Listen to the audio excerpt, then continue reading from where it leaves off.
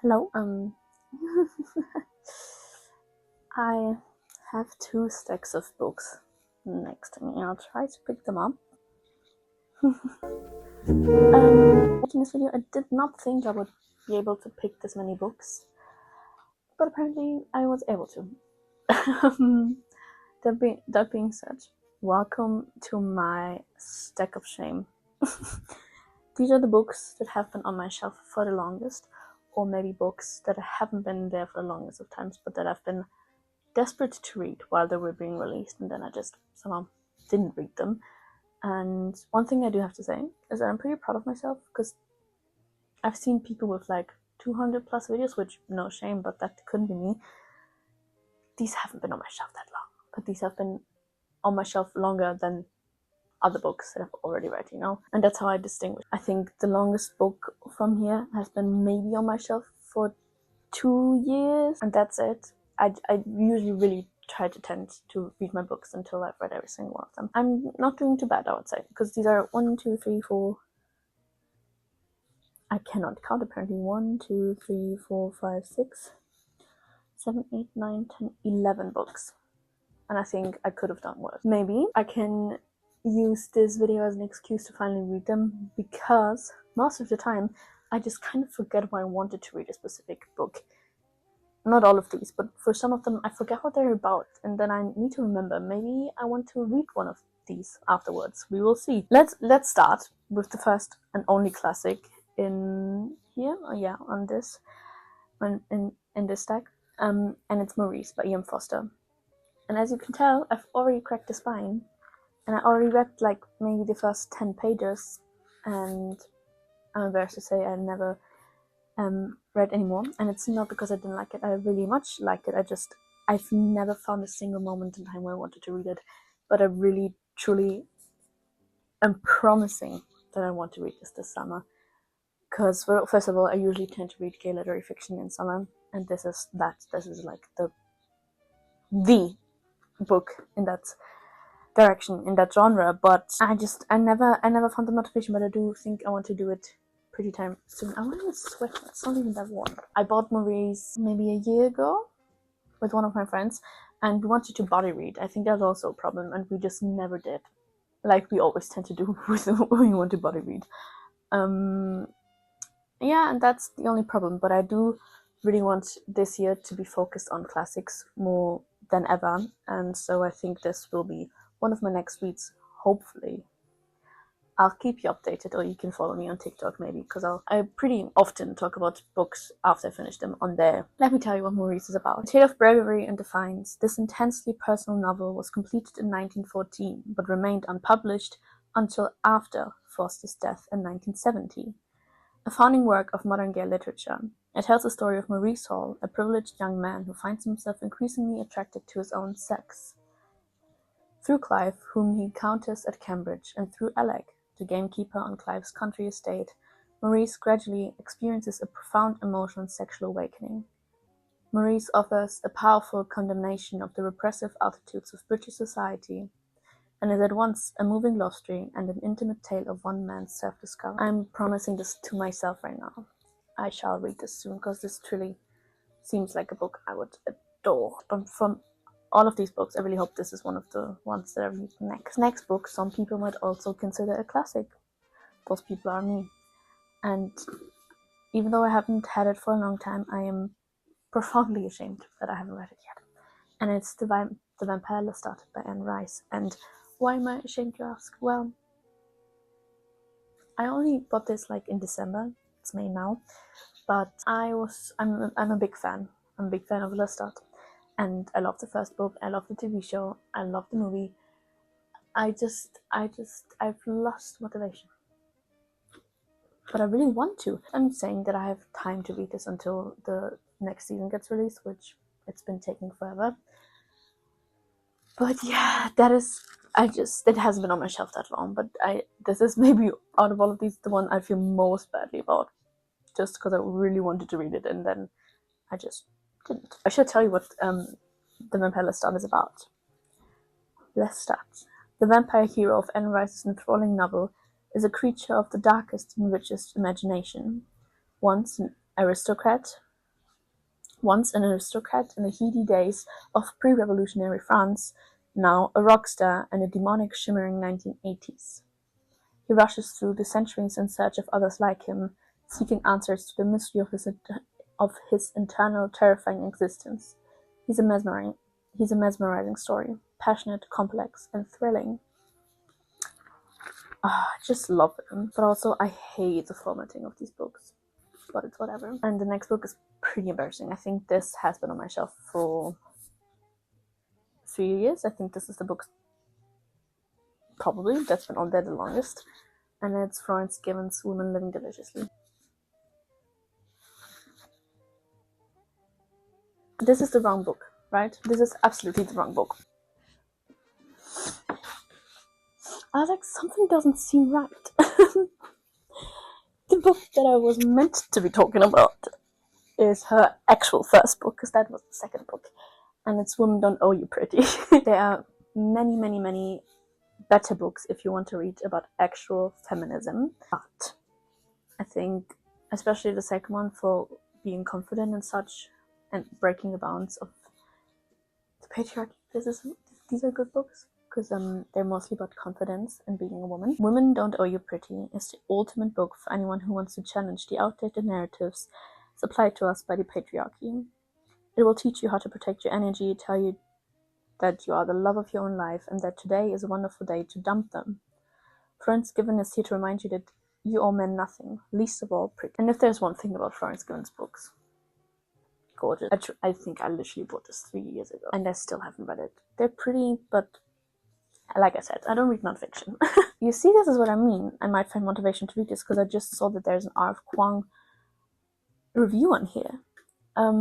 Let's sort through these for a second. The next 4 books I all got gifted by a friend because she didn't want them anymore. And I was like, oh yeah, give them to me. And it's been 2 years, I think. Has it been 2 years? I'm not too sure when this whole day happened, but we went through a huge amount of books that she was getting rid of. And the first that I took with me is The First Sister by Lyndon A. Lewis. And the R.F. Kuang review on here is I couldn't put it down. If you subscribe to my channel, you might have seen me read The Poppy War a few months ago, and I absolutely loved it. And I also love Babel and Yellowface. So a review by the Queen herself should mean something good. And I actually cannot remember what this book is about, other than that I think that it's sapphic. Let me tell you what First Sister is about. First Sister has no name and no voice. Forced to travel the stars alongside the gene soldiers of Earth and Mars, she has no control over her own destiny. Until an enigmatic and secretive captain, Sato Ren, joins her ship and opens her eyes to a dangerous new path. Leto Val Lucius has no faith and no loyalty. An elite Ikari soldier of Venus, he was thrown into disgrace after the disappearance of his partner, Hero. But when Hero is discovered alive and a traitor, Leto is offered a shot at redemption if he hunts down and kills his former partner in cold blood. As the war between the Genes and the Ikari reaches a head, Leto and First Sister must decide what and whom they're willing to sacrifice in the name of duty or for love. I'm not so sure if it's actually sapphic, but I'm not sure on the names and the pronouns right now. The next book is Strange Grace by Tessa Grattan, and this is also by that same friend, and I've been wanting to read this. I often thought about picking this up, but I just never did apparently, and it has such a nice floppiness to it, and the pages are so soft. I hope maybe this year, probably more likely in autumn or winter, I will hopefully read, or maybe I will want to read it after reading the summary to you. Long ago, a village made a bargain with the devil. To ensure their prosperity, when the slaughter moon rises, the village must sacrifice a young man into the depths of the devil's forest. Until this year, the slaughter moon has risen early. Bound by duty, secrets, and the love they share for one another, Merwin, a spirited witch, Ron, the expected saint, and Arthur, a restless outcast, will each have a role to play, as the devil demands a body to fulfill the bargain. But the devil, these friends find, is not the one they expect, and the lies they uncover will turn the town and their hearts inside out. This actually sounds so good. I have to ask that friend during what time of the year she would read it, because I am a seasonal reader, of course. Like I said, the next two will also be by that same friend. And this is a hardcover. Pretty stunning. And it's In the Ravenous Dark by A.M. Strickland. This for me has the exact same issue as The Strange Grace. I just haven't decided to pick it up. But maybe this will remind me, maybe this will remind me of why I wanted to take it home with me. In Xenopolis, those precious few gifted with magic are assigned undead spirits who guard them and closely control them. Ever since Rowan's father died, trying to keep her from this fate, Rowan has hidden her magic. But when she accidentally reveals her powers to save a life, she's bound to one of the undead and thrust into a world of perilous intrigue and deception. Desperate to regain her independence, Rowan still finds herself falling in love with two people she can't fully trust. Lydia, a beguiling and rebellious princess struggling against her destiny, and Irilos, the handsome, powerful spirit with the ability to take control of Rowan, body and soul. Together, they uncover a terrible secret that will destroy everyone in Xenopolis, both the living and the dead. To save them all, Rowan will have to start a rebellion in both the mortal world and the underworld, and find a way to trust the princess in the undead spirit battling for her heart, if she doesn't decide to betray them first. A.M. Strickland's richly imagined dark fantasy features court intrigue, a revolution that stretches across life and death, an intense sexual love triangle that will leave readers desperate to find out what happens next. Doesn't that sound wonderful? It has revolution, it has magic, and it has queerness. Must read this year.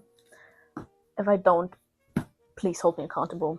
And the last book I might actually just read this summer, because I am deeply in my Greek mythology phase. And it's Lore, of course. It's a book talk, booktube Greek mythology classic. It's by Alexandra Bracken. Yeah, I am currently reading a lot of Greek mythology, so maybe this is my summer to read this. Let's read the summary together. In modern-day New York, a murderous game is about to begin. The Aegon. Every 7 years, for 1 week only, Zeus punishes the gods and makes them mortal.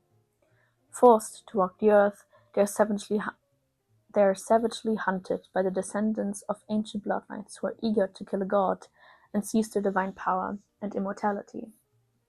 After a family was brutally murdered by a rival line, Lord Perseus fled, turning her back on the Aegon's cruel promises of eternal glory. For years, Law has honored her parents' memory by doing one thing: surviving. For years, she has pushed away dark thoughts of revenge, until now. As the next game dawns, Law finds Athena gravely wounded on her doorstep. The goddess offers her an alliance against their mutual enemy and a way to leave the Aegon behind forever. But Law's decision to rejoin the hunt will come at a deadly cost, and may not be enough to stop the rise of a new god with the power to destroy all of humanity. Why have I not read this? I've heard mixed opinions on this. The prints in here are crazy, but sure. But I literally have Athena right behind me and right next to me, so hello. Hopefully this will be part of my Greek mythology summer. I just recently read Atalanta. And if you want an in-depth review, I will have one for you at the end of the month, which will be next week's video. And I also quickly wanted to say, I went down to 1 video per week, but only because I'm working at the moment. I am looking for a job for when this job is over, but I think I will slowly go back to 2 videos a week if anyone even cares.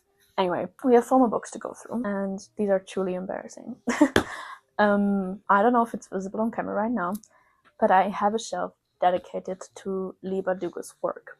I'm a huge fan of Shadow and Bone and Six of Crows. I've met her, had a lovely time. I just haven't read all of her books yet. I originally wanted to read all of these before meeting her.